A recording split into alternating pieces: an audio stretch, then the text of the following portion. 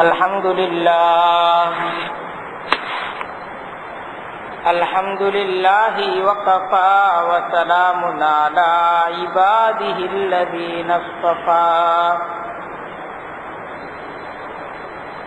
أما بعد فأعوذ بالله من الشيطان الرجيم بسم الله الرحمن الرحيم وما كان لنبي أن يغل ومن يغلل يأت بما غل يوم القيامة ثم توفى كل نفس ما كسبت وهم لا يظلمون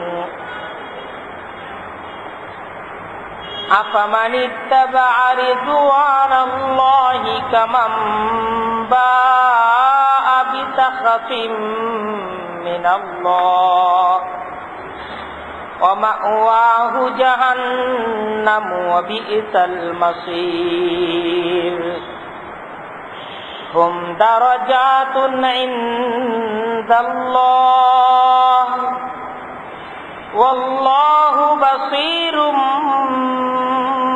بما يعملون لقد من الله على المؤمنين إذ بعث فيهم رسولا من أنفسهم يتلو عليهم آياته ويزكيهم ويعلمهم الكتاب والحكمة وإن كانوا من قبل لفي ضلال مبين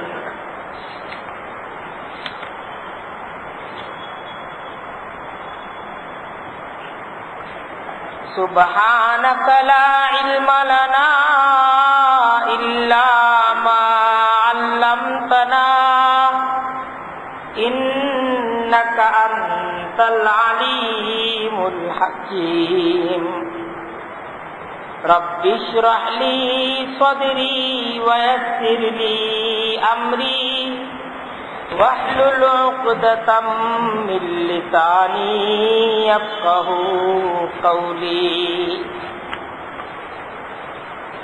আল্লাহ তাআলার দরবারে লাখো কোটি শুকরিয়া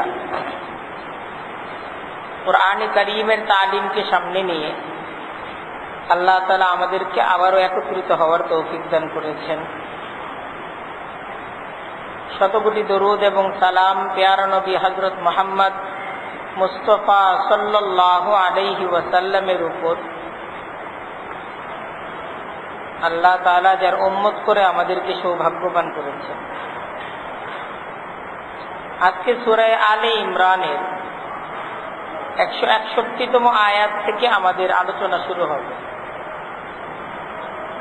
সূরা আলে ইমরানের 121তম আয়াত থেকে উহুদের যুদ্ধকে সামনে রেখে একটা পর্যালোচনা আমাদের সামনে পেশ করা হচ্ছে। আল্লাহ তাআলা আমাদেরকে বুঝাচ্ছেন এই পূর্ণ আলোচনার মাধ্যমে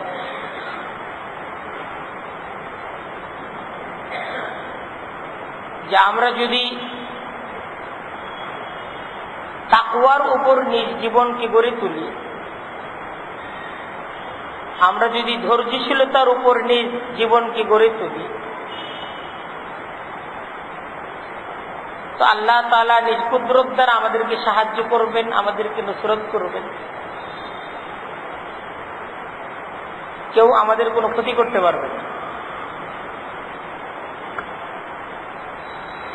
আমাদের যদি তাকওয়ার উপর আমরা নিজেদেরকে গড়ে তুলতে ব্যর্থ হই, আমরা যদি ধৈর্যশীলতার উপর নিজেদেরকে গড়ে তুলতে ব্যর্থ হই, দুশমন আমাদের উপর বিজয় অর্জন করে, আমরা পরাজিত হয়ে যাই।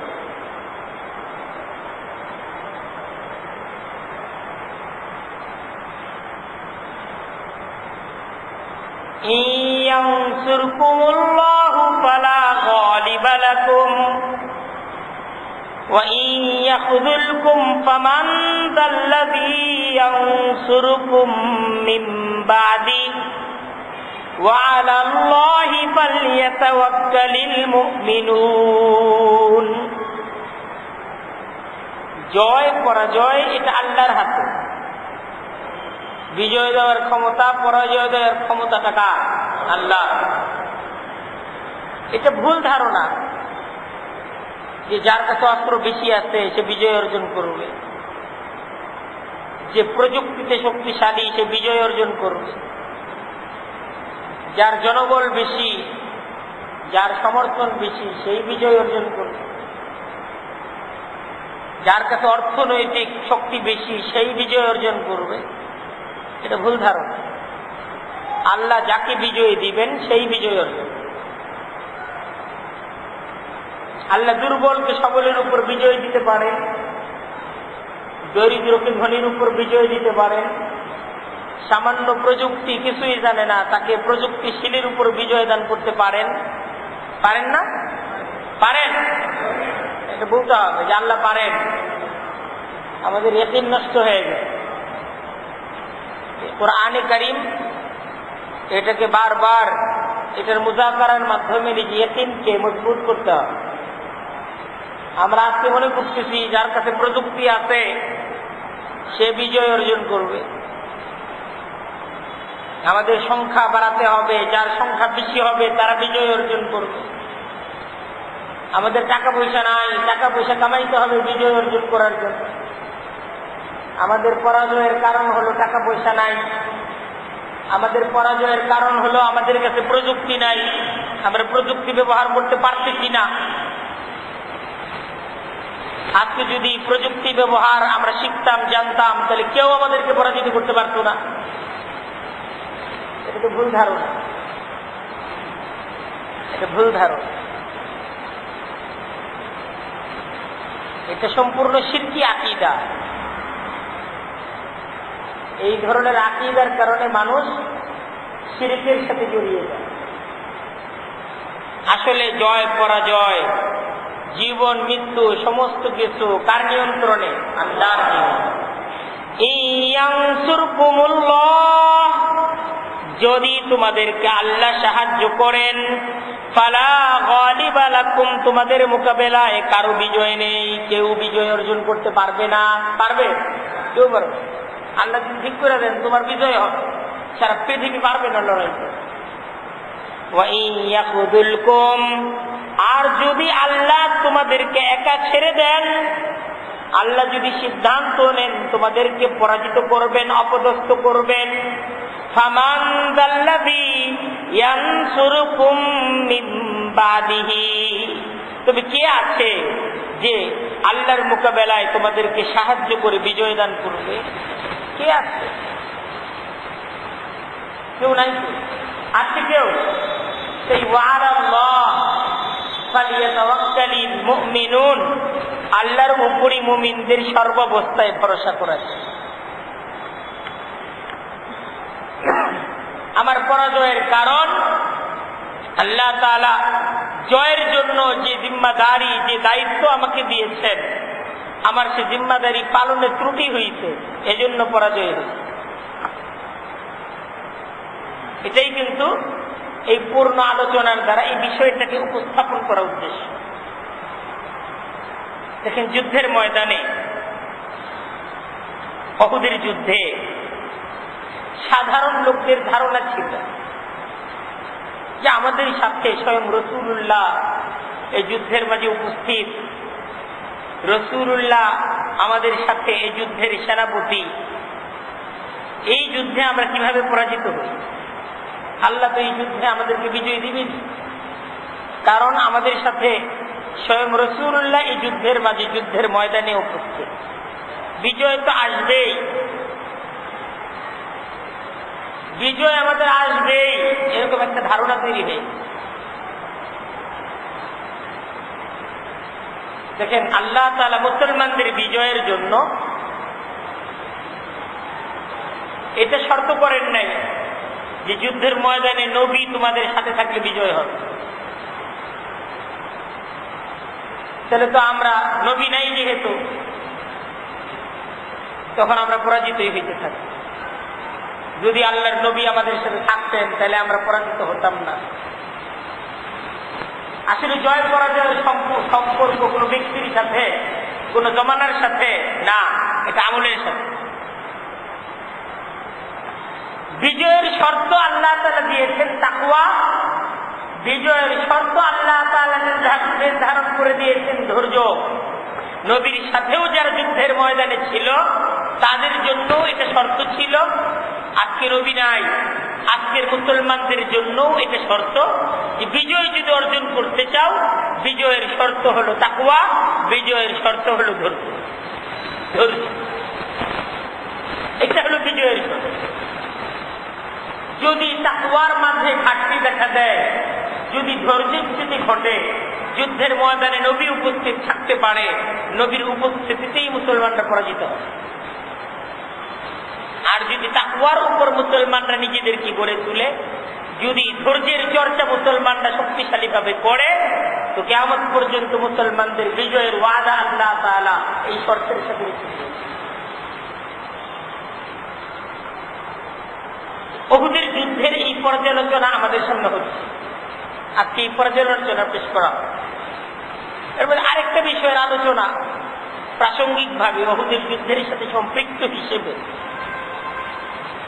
এই ঘটনাটাও এই জায়গায় উপস্থাপন করা হয়েছে যে আল্লাহ তাআলা তোমাদের মাঝে যে নবীকে রিসালাতের জিম্মাদারি দিয়ে প্রেরণ করেছেন, এই নবীর প্রতি তোমাদের এই বিশ্বাস থাকতে হবে যে এই নবী আল্লাহ তাআলার আমাদের উপর অনেক বড় এক নিয়ামত।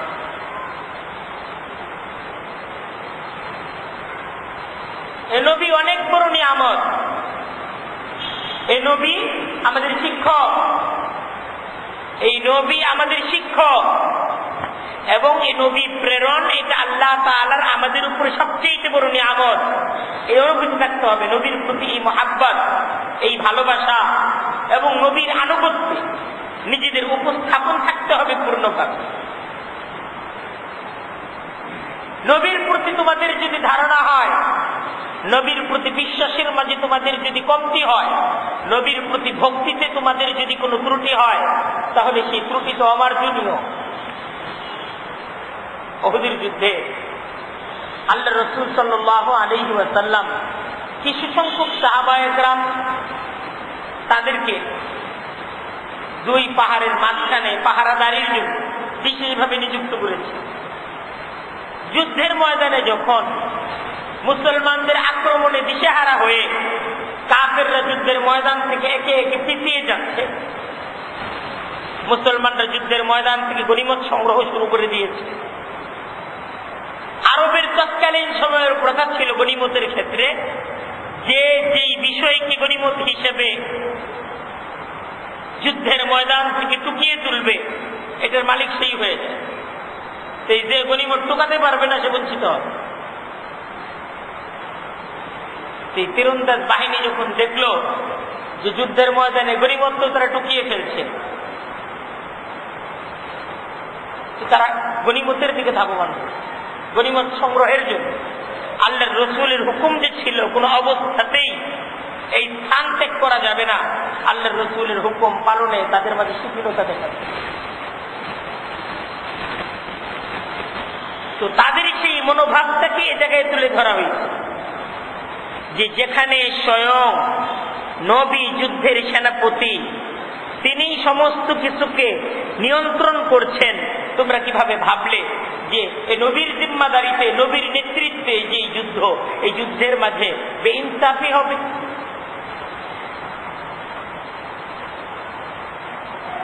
এটা তোমরা কিভাবে ভাবলে? ইনসাফপূর্ণ বন্টনের জন্যই তো আল্লাহ তাআলা নবীকে পৃথিবীতে পাঠিয়েছেন। ওমা কানা লিনাবিয়িন আইয়াগুল্লা, এটা তো নবীর শান নয় যে নবী তিনি শানত করবেন। তোমরা বঞ্চিত হওয়ার ভয় করতেছো নবীর কাছ থেকে। এটা তো নবীর শান না যে নবী খেয়ানত করবেন। নবীর উপস্থিতিতে, নবীর নেতৃত্বে যুদ্ধে তোমরা বঞ্চিত হবে, এটা তো নবীর শান না। ومن يغلل يأتي بما غل يوم القيامة। বরং নবীর শিক্ষা হলো এই, যে ব্যক্তি খেয়ানত করবে সে খেয়ানতকৃত বস্তুকে সহ কিয়ামতের দিন উপস্থিত হবে।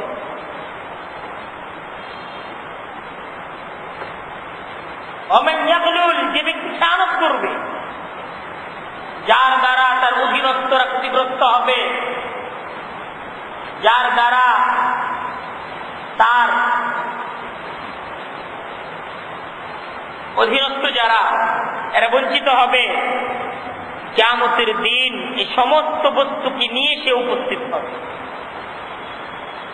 সুম্মা তুওয়াফা কুল্লু নাফসিন মা কাসাবাত, অতঃপর প্রত্যেককেই তার কর্মের প্রতিদান দেওয়া হবে। ওয়া হুম লা ইউযলামুন, আর তারা মজলুম হবে না, মজলুম হবে না। দুনিয়াতে কেউ যদি জুলুমের শিকার হয়, সে যদি মজলুম হয়, তার সেনাপতির মাধ্যমে তার উপর যে জিম্মাদার, যার দায়িত্ব ছিল তার হক আদায় করা, কেউ যদি বঞ্চিত হয়, আল্লাহ বলতেছেন কিয়ামতের দিন তো আছে, সেদিন তো কঠিন বিচার হবে, আর সে বিচারে প্রত্যেককে তার কর্মের প্রতিদান বুঝিয়ে দেওয়া হবে, আর তারা মজলুম হবে না, তোমরা জুলুমের শিকার হবে না। খেয়ানত এটা তো মারাত্মক বিষয়। বিশ্বাসঘাতকতা এটা মারাত্মক ধরনের অপরাধ, মারাত্মক ধরনের অপরাধ। আর নবী আর খেয়ানতকারী, একজন ব্যক্তি খেয়ানতকারী, এই ব্যক্তি আর যিনি ইনসাফ প্রতিষ্ঠার জন্য পৃথিবীতে প্রেরিত হয়েছেন নবী, এই উভয় ব্যক্তির আচরণ কি একরকম হতে পারে? একরকম হতে পারে।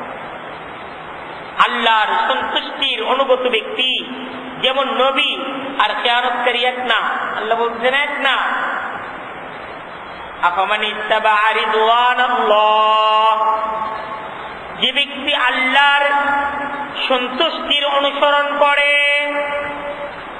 যে ব্যক্তি আল্লাহকে সন্তুষ্ট করতে চায়, মান ইত্তাবা রিদওয়ানাল্লাহ, যে ব্যক্তি খুঁজে খুঁজে বাছাই করে যাচাই করে আমি কি পদ্ধতিতে কি আচরণের মাধ্যমে আল্লাহকে সন্তুষ্ট করতে পারবো, সেই ব্যক্তি আল্লাহ বলতেছেন কামান, সে কি ওই ব্যক্তির মতো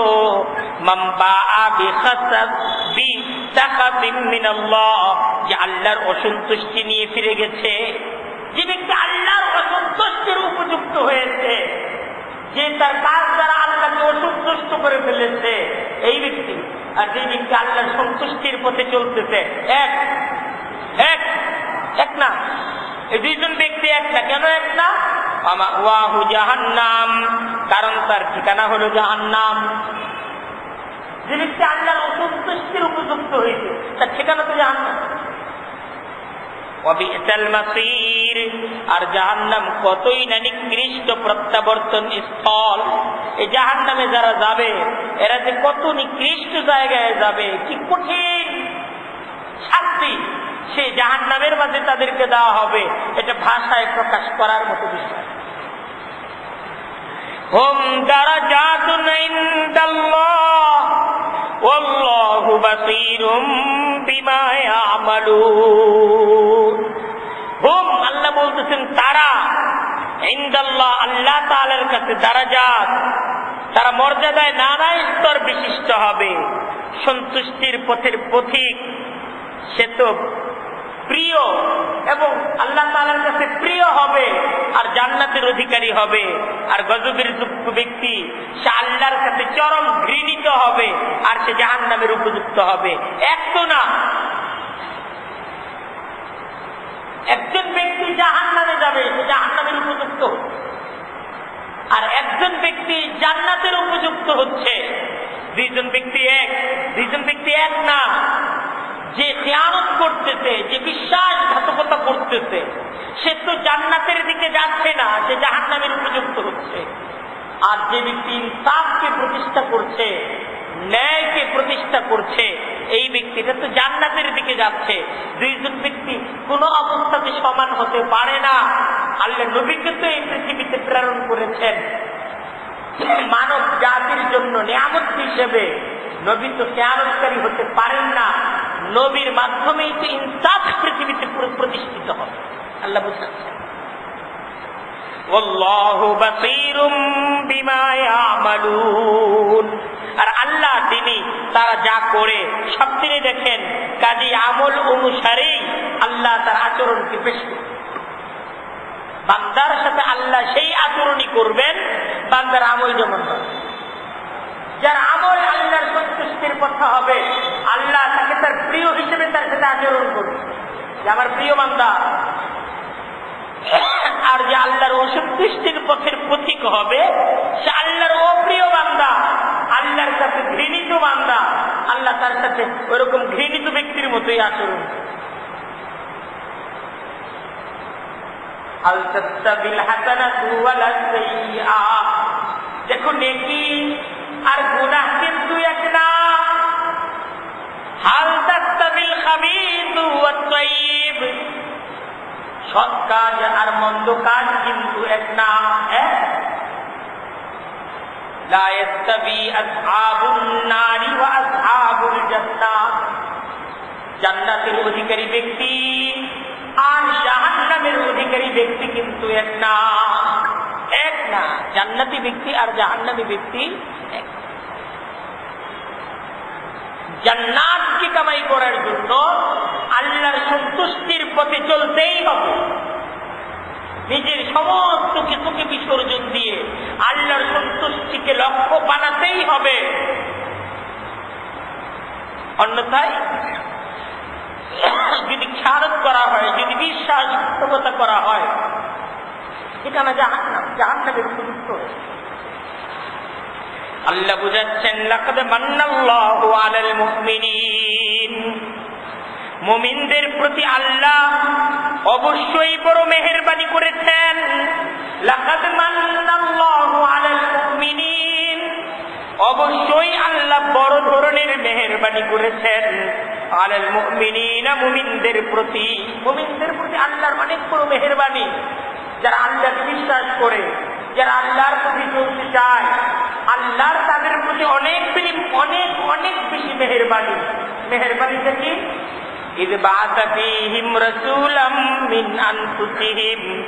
কারণ আল্লাহ তিনি তাদের মাঝে তাদেরই মধ্য থেকে একজন রাসূল প্রেরণ করে দিয়েছেন। আল্লাহ তিন রাসূল পাঠিয়ে দিতেন। এটা আল্লাহর অনেক বড় মেহেরবানি। রাসূল নিয়ামত।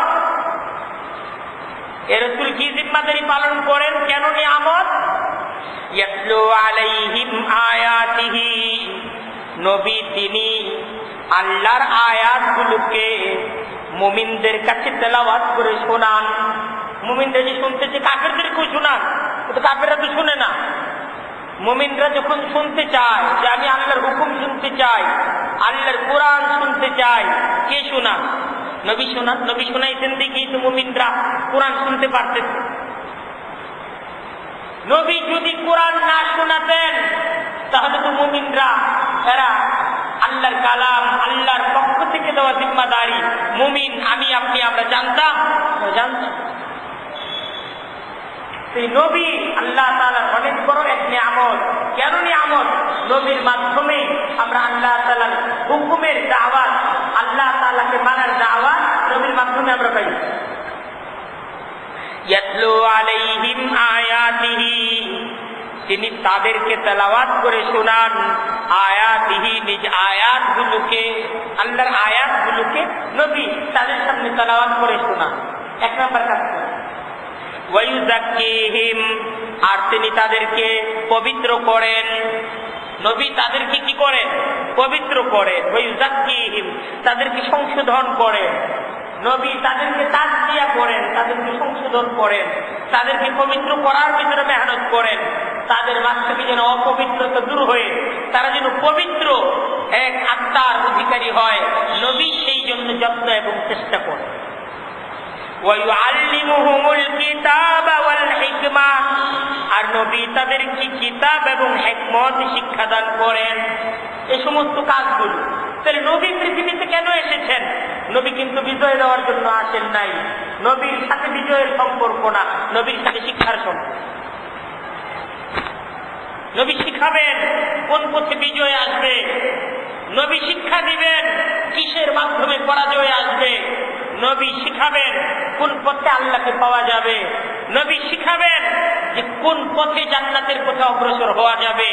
নবী এটা শিখান কোন পথে চললে জাহান্নামের শাস্তি অপেক্ষা করতেছে। আসলে তো নবী এই পৃথিবীতে এসেছেন এই কোরআনের শিক্ষা, এই শিক্ষাকে মানুষের কাছে তুলে ধরার জন্য। وَإِنْ كَانُوا مِنْ قَبْلُ لَفِي ضَلَالٍ مُبِينٍ। আল্লাহ বলতেছেন তারা তো ইতিপূর্বে লাফি দালালিন মুবিন, সুস্পষ্ট গুমরাহির মাঝে নিমজ্জিত ছিল। এরা জানতো না, কিতাব জানতো না, এরা জানতো না আল্লাহর হুকুম জানতো না, এরা জানতো না পবিত্রতা জানতো না, পবিত্রতা অপবিত্রতা পর্যন্ত এরা বুঝতো না। এই সমস্ত কিছু বুঝাইতেন কে? নবী বুঝাইতেন। এই হিসাবে নবী হলেন নিয়ামত, যে নবীর মাধ্যমে আমি পবিত্রতা শিখব। আমি নবীর কাছ থেকে জানছি কি অবস্থায় আমি অপবিত্র হয়ে যাব। নবী আমাকে অপবিত্র অবস্থা থেকে পবিত্র হওয়ার শিক্ষা এটাকে শিখাইছেন, নবী শিখাইছেন। নবীর মাধ্যমে আল্লাহর আয়াত জানছি, নবীর মাধ্যমে আল্লাহর কিতাব জানছি, নবীর মাধ্যমে হিকমত জানছি। এই সমস্ত কিছু নবীর মাধ্যমে জানছি। আর এটা জানানোর জন্যই নবীর আগমন। এই নবী অনেক বড় নিয়ামত। কিন্তু সাধারণ মানুষ তো ভাবতেছে যে যেহেতু নবী আমাদের সাথে আছে, বিজয় আমাদের হবে। বিজয় তো নবীর মাধ্যমে আসবে না, বিজয়ের মালিক কে? আল্লাহ। বিজয়ের সম্পর্ক নবীর সাথে না, বিজয়ের সম্পর্ক তো আল্লাহ তাআলার ফয়সালার।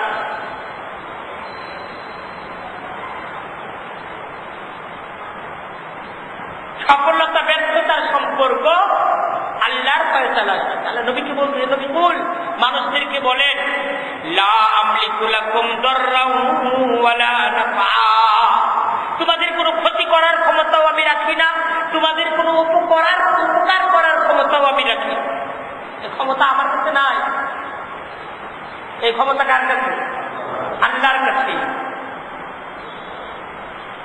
আল্লাহ এখন বলতেছেন আওয়ালাম্মা আসাবাতকুম মুসিবাতুন, যখন তোমাদের উপর মহাবিপদ আসলো, তোমাদের উপর মহাবিপদ যখন আসলো, উহুদের ময়দান কঠিন বিপর্যয় মুসলমানদের উপর যখন আসলো,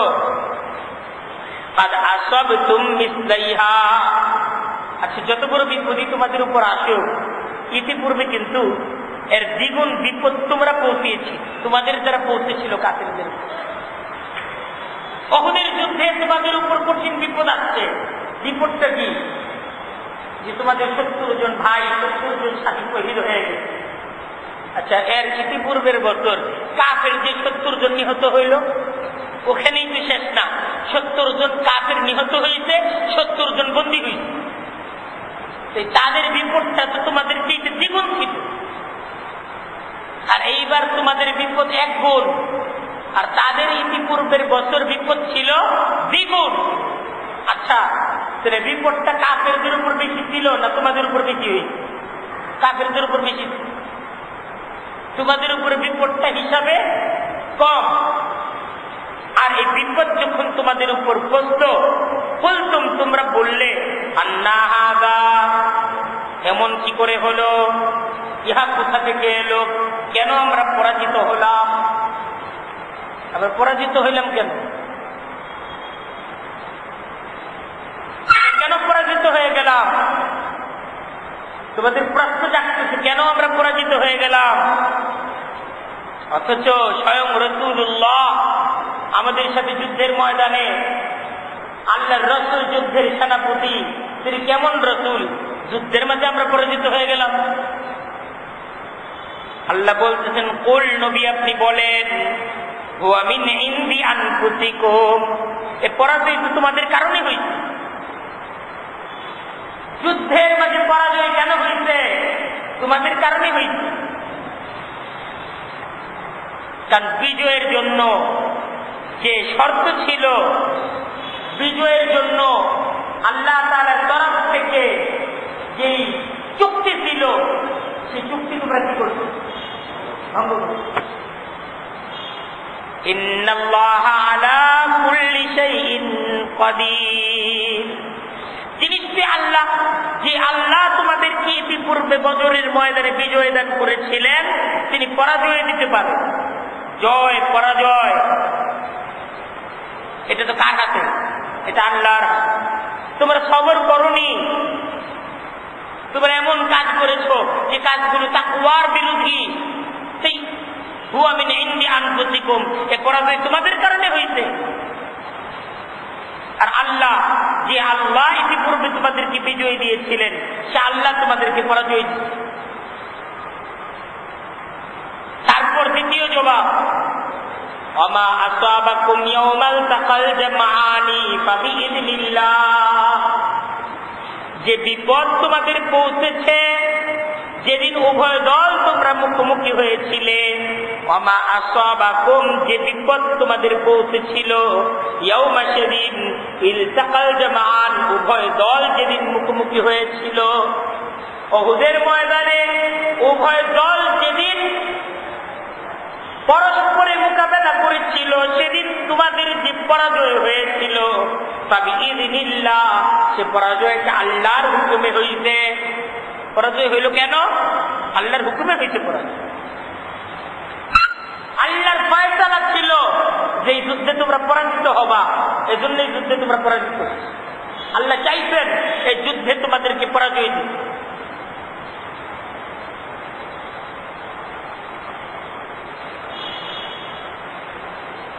পরাজয় দেন কে?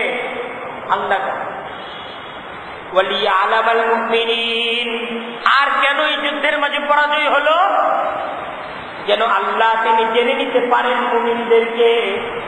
ওয়ালিয়ালামাল্লাযীনা নাফাকু, আর যেন তিনি জেনে নিতে পারেন মুনাফিকদেরকে। যুদ্ধের মাঝে এই জন্য আল্লাহ পরাজয় দিতেন। আল্লাহ এই পরাজয়ের মাধ্যমে সত্যিকারের মুমিন আর মুনাফিক চরিত্রের লোকগুলোকে একটু যাচাই বাছাই করে দেখতে চান, দেখতে চান যে তারা আসলে সত্যিকারের মুমিন, নির্ভেজাল মুমিন, আর তারা ভেজালপূর্ণ মুমিন। এই জন্য পরাজয় দিতেন। ওয়াকিল আলাহম, ভেজালপূর্ণ মুমিনদের আলোচনা।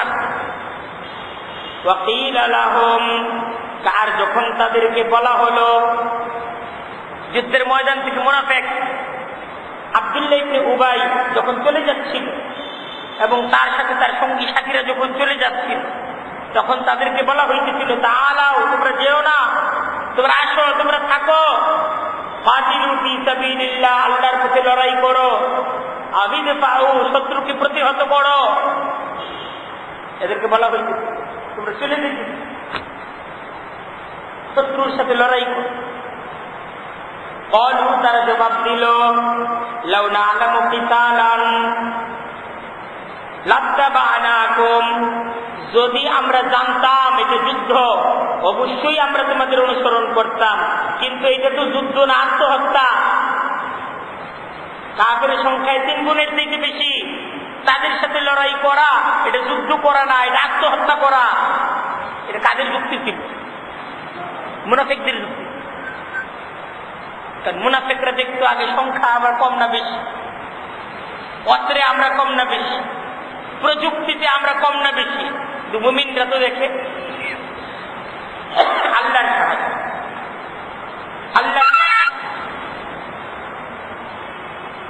আল্লাহ বলতেছেন, হুম লিল কুফরি ইয়াউমাইদিন আকরাবু মিনহুম লিল ঈমান।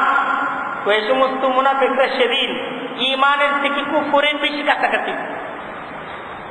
এদের মাঝে ঈমান দুর্বল ছিল, কুফরটা কি কাছাকাছি, কুফরটা জয়ী। হুম লিল কুফরি ইয়াউমাইদিন আকরাব, সেদিন তারা কুফরের অধিক নিকটে ছিল, লিল ঈমান, ঈমান থেকে, ঈমানের চাইতে এদের মাঝে কুফরই বেশি।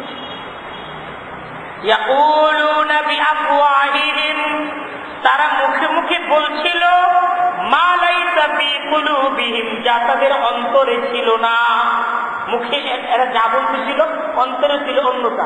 মুখের কথাগুলো আসলে বাহানা ছিল, কিন্তু আসলে অন্তরে তো তাদের এটা পরিষ্কার ছিল যে আমরা এত ইমান টিমান নাই, এত ইমান টিমানের উপরে আমরা চলি না, আমরা একটু মুনাফিক, তোমাদের সাথে বাধ্য হয়ে চলতে। আল্লাহু আ'লামু বিমা ইয়াকতুমুন, আর আল্লাহ তিনি ভালো জানেন যা তারা গোপন করছে। আল্লাহ তো জানেন, আর আল্লাহ তো এটাই বের করতে চাচ্ছিলেন যে আমি জেনে নিব যুদ্ধের এই পরাজয়ের মাধ্যমে আমি জেনে নিব কারা মুমিন কারা মুনাফিক, এটা আমি বের করে দিই। আল্লাহ বলতেছেন আল্লাযীনা ক্বালু লিইখওয়ানিহিম ওয়াকাদু লাউ আতাউনা মা কুতিলু, যে যারা এমন কথা বলে তাদের ভাইদের ব্যাপারে, ওয়াকাদু, আর তারা বসে থাকে, তারা যুদ্ধে অংশগ্রহণ করে নাই, তারা যুদ্ধের ময়দান থেকে পালিয়ে গেছে, আর তাদের আপনজন তাদের সপত্রীয় ভাইরা যখন এই যুদ্ধের ময়দানে শাহাদত বরণ করেছে, তারা শহীদদেরকে নিয়ে বলে লাউ আতাউনা, যদি তারা আমাদের কথা মানত, মা কুতিলু, তারা মরতো না, তারা নিহত হইতো না। আমাদের পরামর্শ না মানার কারণেই এত ক্ষয়ক্ষতি, এতগুলো প্রাণ ঝরে গেল, তারা আফসোস করতেছে। আল্লাহ বলতেছেন কুল, নবী আপনি তাদেরকে বলেন ফাদরাউ আন আনফুসিকুমুল মাউতা ইন কুনতুম সাদিকিন, এরা তোমাদের কথা না মানার কারণে এরা মৃত্যুবরণ করেছে। তাহলে ঠিক আছে, যদি তোমাদের কথাই সত্য হয় তাহলে তোমরা তোমাদের থেকে মৃত্যুকে হটায় দিও, ফাদরাউ, তোমরা হটিয়ে দিও, আন আনফুসিকুমুল মাউতা, মৃত্যুকে তোমাদের কাছ থেকে, ইন কুনতুম সাদিকিন, যদি তোমরা সত্যবাদী। তোমাদের কথা মানলে তো কারো মৃত্যু হয় না, ঠিক আছে, তোমরা তো তোমাদের কথা মতো অন্তত মুখে চলবা, তোমাদের কোনোদিন মৃত্যু হবে না। দেখো, এটা প্রথম কথা, যে এক নাম্বার তোমরা নিজেরা মরো না, আমরা তো মরছি, আমরা না হয় মরছি, ঠিক আছে, তুমি কোনোদিন মরো না, তোমার কথা না মানার কারণে যেহেতু আমরা মরলাম, ঠিক আছে, আমরা তো মরেই গেছি, তুমি কোনোদিন মরো। এক কথা। আর দ্বিতীয় কথা বলতেছেন আল্লাহর পথে, আল্লাহর দ্বীন প্রতিষ্ঠার সংগ্রামে যারা যুদ্ধের ময়দানে নিহত হয়েছে, তোমরা তাদেরকে মৃত বলবা না, মৃত বলবা না।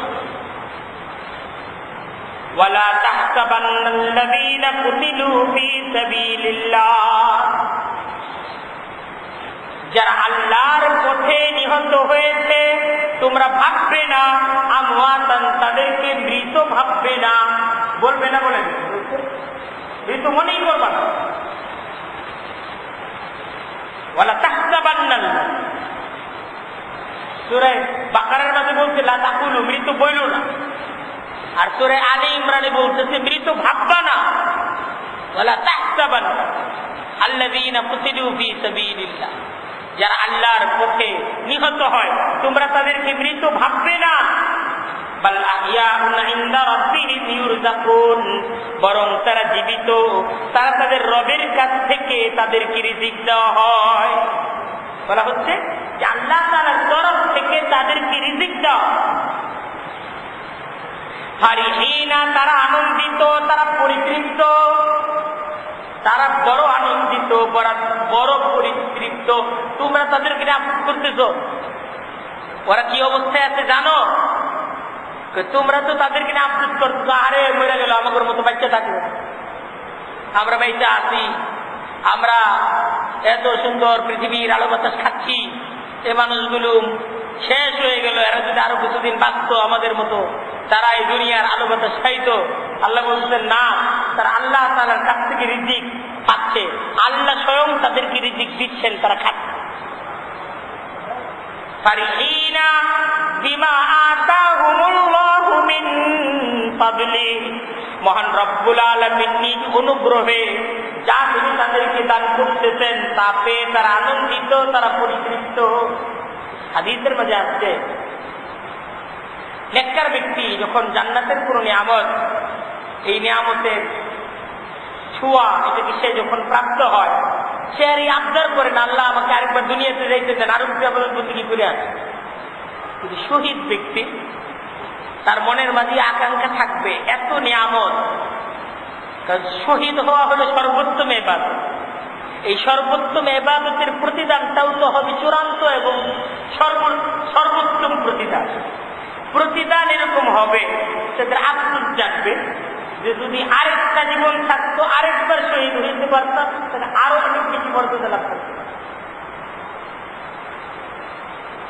যার যে বেশি পায় সে আরো বেশি চায় না, শহীদকে আল্লাহ তাআলা এত বেশি দিবেন, ও মনে করবো যে আমি যদি আরেকটা জীবন দিতে পারতাম আরো বেশি পাই, আর বাকিরা তৃপ্ত হয়ে এদের আর দুনিয়াতে আসার ইচ্ছা।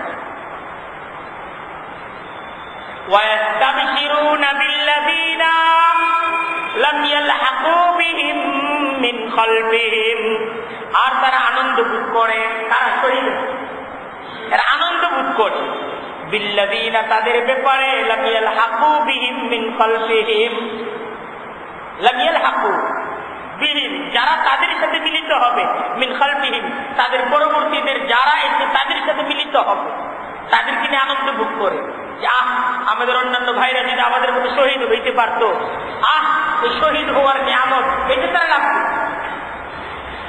তোমরা মনে করতেছো ওরা মারা গেছে নিয়ে আফসোস করতেছো, আর ওরা তো আফসোস করতেছে, ওরা আকাঙ্ক্ষা করতেছে আমাদের ভাইরাও যদি আমাদের মতো শহীদ হয়ে এই শাহাদাতের মর্যাদা তারা পাইত, আল্লাহ তাআলার কাছ থেকে অপরন্ত নিয়ামতের ভান্ডার তারা পাইত, তারা এই আকাঙ্ক্ষা পেশ করছে। আল্লাহ খাউফুন আলাইহিম, যে তাদের কোনো ভয় থাকবে না, ওয়ালা হুম ইয়াহজানুন, আর তারা চিন্তিতও হবে না।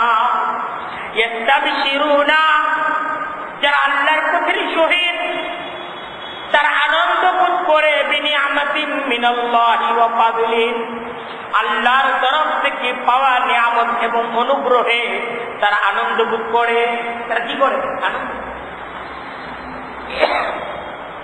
শহীদ আনন্দিত, পরিতৃপ্ত। ওয়া আন্নাল্লাহা লা ইউযীউ আজরাল মুমিনিন, আর নিশ্চয়ই আল্লাহ তিনি মুমিনদের প্রতিদানকে নষ্ট করেন না। আল্লাহর কাছে কারো প্রতিদান নষ্ট হয় না, আর দেওয়ার দ্বারা তো আল্লাহর নিয়ামত ফুরায় না। দেখেন এই পর্যন্ত এসে 171তম আয়াতে এসে উহুদের যুদ্ধ সংক্রান্ত যে আলোচনাগুলো এই 121 নম্বর আয়াত থেকে শুরু হয়ে এখানে এসে শেষ হয়েছে। আল্লাহ উহুদের যুদ্ধের ইতিহাস আমাদেরকে শোনালেন, আমাদেরকে বুঝালেন যে প্রথম বিষয় যে মুসলমানদের পরাজয় হতে পারে, জীবনের যে কোনো পরাজয়, জীবনের মাঝে যে কোনো ধরনের হতাশা মুমিনের জীবনে আসতে পারে, তবে এটা আল্লাহর তরফ থেকে। যে বিপদ আপদ আসে আল্লাহর তরফ থেকে বিপদ আপদ আসে, আর এই বিপদ আপদের জন্য দায়ী আমি নিজে, আমার কোন ত্রুটির কারণেই আমার উপর বিপদ আপদ আসে।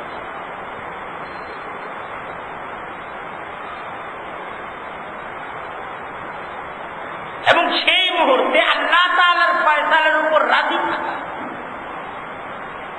আল্লাহর ফয়সালাটাকে বিদাহীন চিত্তে মেনে নেয়া, এটা হলো মুমিনের ঈমানের।